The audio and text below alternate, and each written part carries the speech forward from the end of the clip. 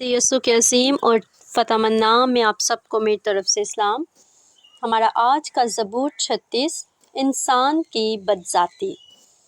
شریر کی بدی سے میرے دل میں خیال آتا ہے کہ خدا کا خوف اس کے پیش نظر نہیں، کیونکہ وہ اپنے آپ کو اپنی نظر میں اس خیال سے تسلی دیتا ہے کہ اس کی بدی نہ تو فاش ہوگی نہ مکروہ سمجھی جائے گی۔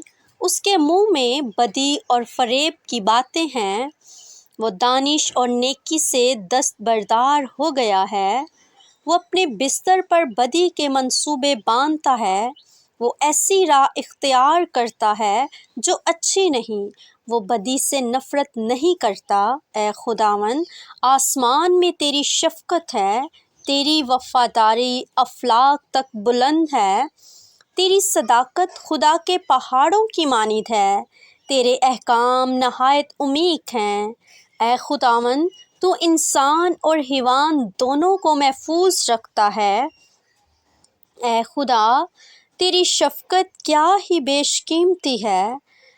بنی آدم تیرے بازوؤں کے سایہ میں پناہ لیتے ہیں، وہ تیرے گھر کی نعمتوں سے خوب آسودہ ہوں گے۔ تو ان کو اپنی خوشنودی کے دریا میں سے پلائے گا، کیونکہ زندگی کا چشمہ تیرے پاس ہے۔ تیرے نور کی بدولت ہم روشنی دیکھیں گے، تیرے پہچاننے والوں پر تیری شفقت دائمی ہو اور راست دلوں پر تیری صداقت۔ مغرور آدمی مجھ پر لات نہ اٹھانے پائے اور شریر کا ہاتھ مجھے ہانک نہ دے۔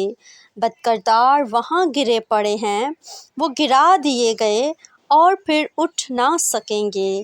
آمین۔ پاک کلام کا پڑھا اور سنا جانا ہم سب کے لیے باعث برکت ہو۔ خداوند کا شکر ہو۔